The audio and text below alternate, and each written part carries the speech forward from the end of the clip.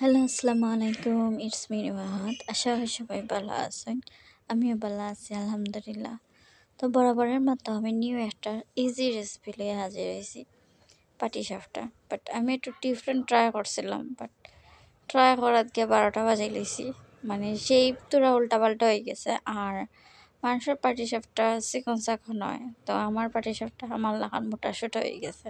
তো যাই হোক, বাট খাইতে ভালো হয়েছে। আর যেহেতু আমি ভুল ত্রুটি করি আর রান্না বাড়া করি, তো ইনো দেখলাম আমি প্রথমে একটু তেল দিছি, দেওয়ার পরে শুকনো উপকরণ যেমন বাদাম, ডালচিনি, এলাচি, তেজপাতা এগুলো আগে দেওয়ার কথা আছে, বাট আমি পরে দিছি। বুঝতেই হইব নতুন রাঁধুনি, তার প্রমাণ। তো যাই হোক, এখানে আবার আমি আরেকটা মিস্টেক করছি। আমি তরল দুধ দেওয়াত গিয়ে আমি পানি দিলেছি। এখন তো আম্মা আমার গেলে ইটা করে ইলা জীবনও সুজির হালুয়া আমি খাইছি না।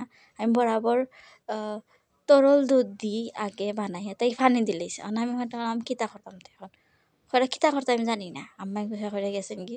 তো ভাত এখন তরল পানি দিলেছি, দুধ তো একটু দেওয়া লাগবো, কিতা করতাম, দুধ না দিলে তো আর মজা হইতো না। এখন আমি পাউডার দুধ দিছি।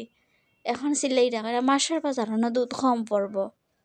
মাই বালা করতে গিয়া গাইল খাইলাম, ভাত করছি তাও গাইল খাইলাম। কোন বাই যাইতাম আমি, হইয়া আমি গুসা করিয়া হইলাম বানাইতাম না।